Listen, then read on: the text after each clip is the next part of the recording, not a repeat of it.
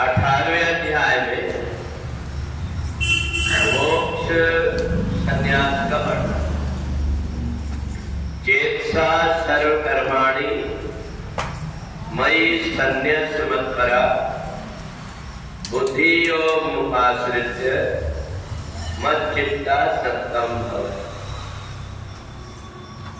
भगवान कहते हैं जब तक व्यक्ति के मन में कर्तापन का भाव बना रहता है तब तक के उसका उद्धार और मोक्ष नहीं हो पाता। जो व्यक्ति कर्ता अमित मनते, मैं कर्म करने वाला हूं, ये जब तक कि समझता है तब तक के वो कर्म के बंधन में बंधते रहता है। अच्छा कर्म हो या बुरा कर्म हो, ये दोनों कर्म उसको बांधते हैं। परंतु जैसे उसको ये पता लग जाता है कि कर्ता मैं नहीं हूं, मैं मात्र दृष्टा हूं, मैं साक्षी भाव से देखने वाला हूं, कर्म शरीर के अंदर जो चेतना उसके माध्यम से इंद्रियों के द्वारा होता है। और इसलिए जो दार्शनिक व्यक्ति है वो दार्शनिक व्यक्ति ये जानता है कि प्रकृति के जैसे नियम देखते हैं हम कि तुरंत व्यक्ति ने कर्म किया उसका फल तुरंत उसको मिल जाता है।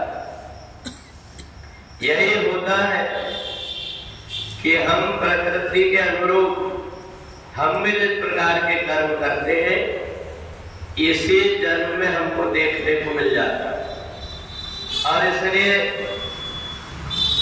शरीर के अंदर से प्राण निकलने के पहले जो ये ज्ञान प्राप्त कर लेता मैं अलग हूं और शरीर अलग है, आत्मा अलग है और शरीर अलग है, इस प्रकार का जब तक कि ज्ञान नहीं होता तब तक ये जीवात्मा संसार में भटकते रहता है।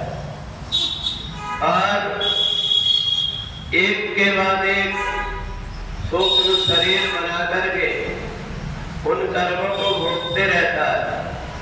और इसलिए उसके द्वारा जो जन्म और मरण है, उसके द्वारा जो स्वर्ग और नरक है, ये जो उसकी कल्पना में बनाया गया है तो वो उसको वैसा भोगता है जैसे व्यक्ति स्वप्न में कई प्रकार के स्वप्न देखता है।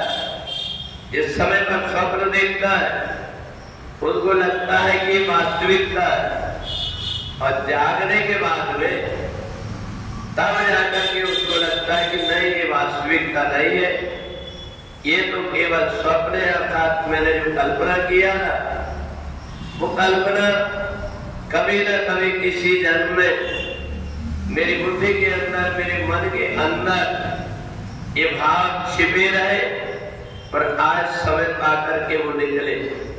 तो इसलिए कई बार ऐसे भी स्वप्न होते जिनका व्यक्ति से कहीं तक कोई संबंध नहीं होता, उल्टा सीधा कुछ भी देखते रहता है।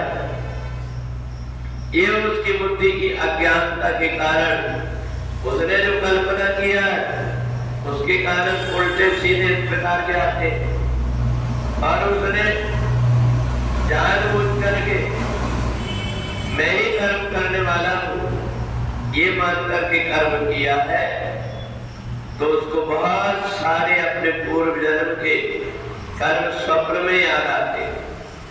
तो इसलिए 18वें अध्याय में भगवान ने कहा अगर मुक्ति का कोई उपाय है तो जब तक हम कर्म मैं कर रहा हूं इस अभिमान से परे नहीं होते तब तक के कर्म हमारा पीछा करते और वही व्यक्ति पुनः जन्म पुनः मरणम बार बार जन्म लेता है और मरता है।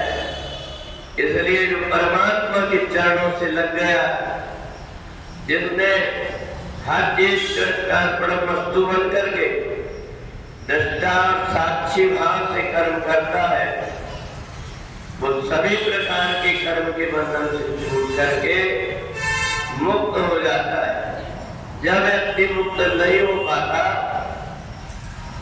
तो हमें बाद में उसका शरीर छूटने के बाद में मुक्ति के लिए कोई कोई दूसरे संस्कार करना पड़ता है, पर इन संस्कारों में कोई गारंटी नहीं है क्योंकि इस समय जीवात्मा कहाँ है। हम उसके निमित्त जो कुछ भी कर्म कर रहे हैं उसको एक फल मिलेगा कि नहीं मिलेगा इसका कोई ठिकाना नहीं है। इन्हें समझदार व्यक्ति अपने दिनचर्या को जीवन को ऐसा बना देता है कि संसार में रह करके कर्म के बंधन से छूट जाता है। बोले वृंदावन बिहारी लाल की जय।